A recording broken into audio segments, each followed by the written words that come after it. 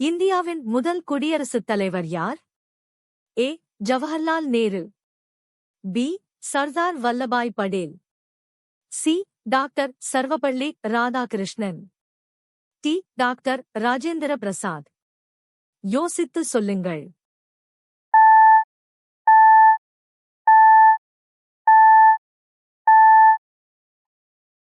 சரியான விடை D. Doctor Rajendra Prasad. கேரளாவில் தோன்றிய பாரம்பரிய நடன வடிவம் எது? A. Bharatanatyam. B. Kathakali. C. Kuchipudi. D. Odissi.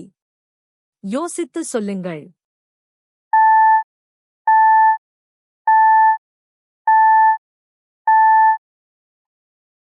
சரியான விடை பி.